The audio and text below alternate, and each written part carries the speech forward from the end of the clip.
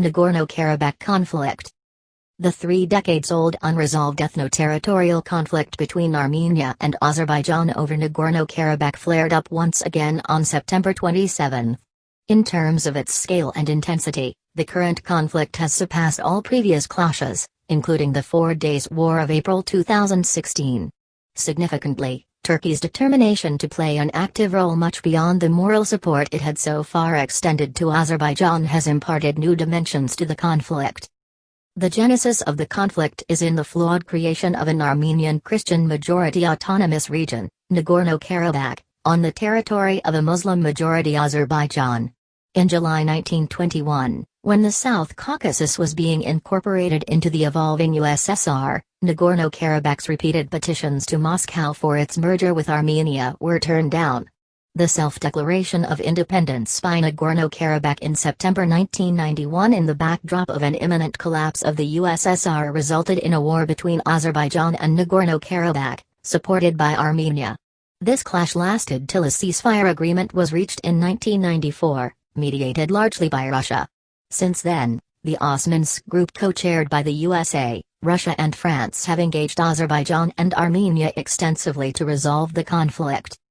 Prima facie, the conflict is between two relatively small countries and is territorial in nature. However, several regional and global players, particularly Russia, USA, Europe, Turkey and Iran, are also involved to secure their strategic, security and economic interests in the region. Europe's energy security hinges to a certain extent on the stability of the region. So far Russia, the USA and Europe have adopted a concerted approach in managing the conflict. Turkey's aggressive entry with the explicit consent of Azerbaijan may, however, upset the equilibrium. The conflict is essentially a conflict between two international principles, the principle of territorial integrity advocated by Azerbaijan and the principle of the right to self-determination invoked by Nagorno-Karabakh and supported by Armenia. The international interlocutors have so far failed to offer a compromise solution acceptable to both parties, who have adopted maximalist positions. Azerbaijan may, at best, agree to granting some autonomy to Nagorno-Karabakh, whereas the ethnic Armenians are insisting on full independence. India does not have a publicly articulated policy for the South Caucasus, unlike Neighborhood First, Act East or Central Asia Connect. The region has remained on the periphery of its foreign policy radar. Further, there is visible asymmetry in India's relations with Armenia, Azerbaijan, and Georgia.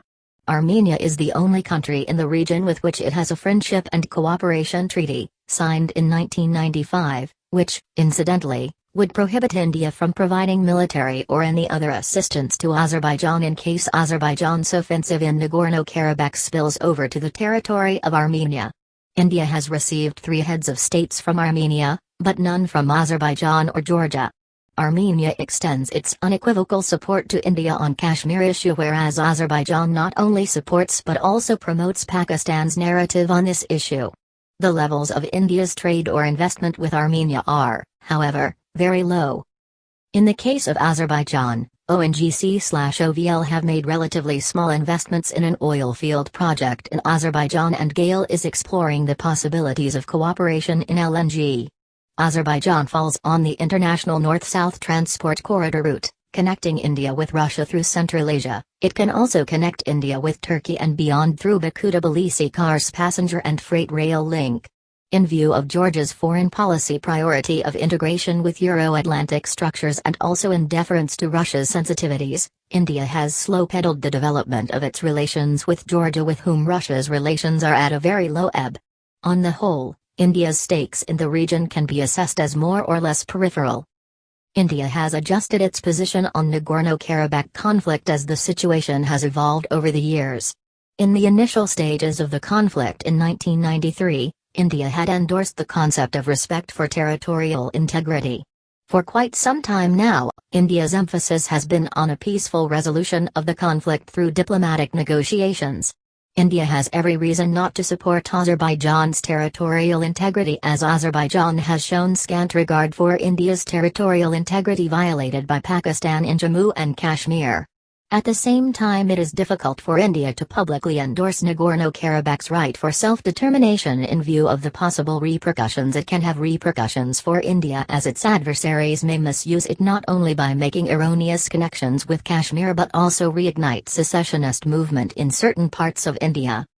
Under the circumstances, India has adopted a balanced and neutral stance and made a politically correct statement in which it has expressed its concern, called for restraint and immediate cessation of hostilities and resolution of the conflict peacefully through diplomatic negotiations. India has also expressed its support for the Minsk group's continued efforts towards peaceful resolution, implying that India is not in favor of involvement of any other entity, including Turkey.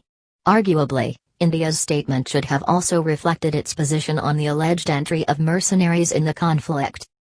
The writer was India's ambassador to Armenia and Georgia between 2009 to 2012. He also served as India's deputy permanent representative to UN and international organizations in Vienna.